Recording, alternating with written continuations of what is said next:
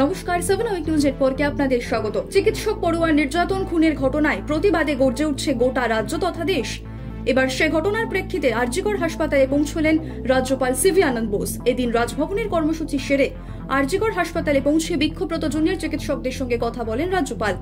তরুণী চিকিৎসক খুন এবং বুধবার মহিলাদের রাত দখল কর্মসূচি চলাকালীন আরজিকরে ভাঙচুরের ঘটনায় কি পদক্ষেপ করবেন তিনি সিভি আনন্দ বোসকে প্রশ্ন ছুড়ে দেন আন্দোলনকারীরা। বিক্ষোভকারীদের সঙ্গে এক প্রস্থ কথা বলার পর হাসপাতালের ক্ষতিগ্রস্ত জরুরি বিভাগের দিকে যান রাজ্যপাল। বুধবার মধ্যরাতে কারা তাণ্ডব চালালো আরজিকরে, এ প্রশ্নের উত্তরের খোঁজে যখন ব্যস্ত লালবাজার কর্তারা, তখন আরজিকরের পরিস্থিতি সরেজমিনে খতিয়ে দেখতে সেখানে পৌঁছলেন রাজ্যপাল সিভি আনন্দ বোস। তিনি নগরপালকে উদ্দেশ্য করে ফোনে কথা বলেছেন এবং এক্স হ্যান্ডেলে বলেছেন, যারা আন্দোলন করছে তাদের দাবি যুক্তিযুক্ত এবং যারা এই বর্বরচিত কাজ করেছে কোনো দল না দেখে অবিলম্বে তাদের চিহ্নিত করে তাদের বিরুদ্ধে ব্যবস্থা নিতে হবে।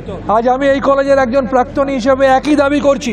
আমি মনে করি না কলকাতা পুলিশ যারা স্কটল্যান্ড ইয়ার্ডের সাথে যাদের তুলনা করা হয়, প্রকাশ্যে পুলিশের সামনে যে মবটা ঝামেলা করলো তাদেরকে চিহ্নিত করতে বেশি সময় লাগার কথা নয়। তাই আমি এক্স স্টুডেন্টস অ্যাসোসিয়েশনের একজন সভ্য হিসেবে কলকাতা পুলিশের কাছে দাবি করছি, ইতিমধ্যে এই যে ছবিগুলো সংবাদ মাধ্যমে দেখা গেছে, আমি বিশ্বাস করি তার থেকে অনেক বেশি তথ্য আপনাদের কাছে আছে। 12 ঘন্টার মধ্যে তাদের প্রত্যেককে চিহ্নিত করে তাদের বিরুদ্ধে দৃষ্টান্তমূলক ব্যবস্থা নিতে হবে, তারা যে রাজনৈতিক দলের সাথেই যুক্ত থাকুক না কেন। এই মুহূর্তে আরজিকর কাণ্ডে উত্তাল গোটা রাজ্য। তারই মধ্যে এবার প্রেমের প্রস্তাব প্রত্যাখ্যান করায় অপ্রাপ্তবয়স্ককে খুনের চেষ্টার অভিযোগ উঠল এক যুবকের বিরুদ্ধে। সূত্রের খবর, এদিন সন্ধ্যায় মালদা জেলার হরিশ্চন্দ্রপুরের মালিপাকড় এলাকার বাসিন্দা অপ্রাপ্তবয়স্ক ছাত্রী দাদুর বাড়ি যাওয়ার পথে তাকে প্রেমের প্রস্তাব দেয় বছর 29-এর আব্দুর রহমান নামের এক যুবক। আর সেই প্রস্তাব প্রত্যাখ্যান করায় তার উপরে চড়াও হয়ে ভারী বস্তু দিয়ে আঘাত করে তাকে খুনের চেষ্টা করে ওই যুবক। ঘটনাস্থলে রক্তাক্ত অবস্থায় লুটিয়ে পড়লে সেখান থেকে চম্পট দেয় অভিযুক্ত। স্থানীয়রাই নির্যাতিতাকে গুরুতর আহত অবস্থায় মালদা মেডিকেল কলেজ হাসপাতালে নিয়ে যায়।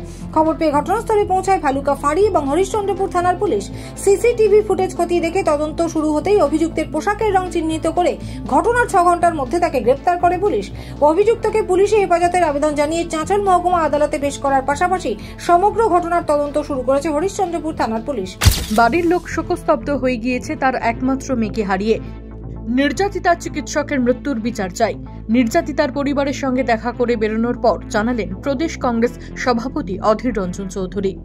পরিবার নৃশংস খুন হয়েছে, যাদের পরিবারের একমাত্র মেয়ে, তাদের সাথে কি গল্প করা তো যায় না, দুঃখ প্রকাশ করা। তারা শুধু বিচার চাইছে। তাদেরকে আমরা বলছি যে আপনাদের জন্য আমরা লড়ছি, কোনো রাজনীতির কিছু নেই, অন্য কিছু নেই। একটা সন্তান হারা একটা মেয়েকে সদ্য হারিয়েছে, নৃশংস খুনের শিকার হয়েছে তার মেয়ে। সেই পরিবারের যারা মা, যারা বাবা, তাদের মানসিকতা কি হতে পারে বলুন।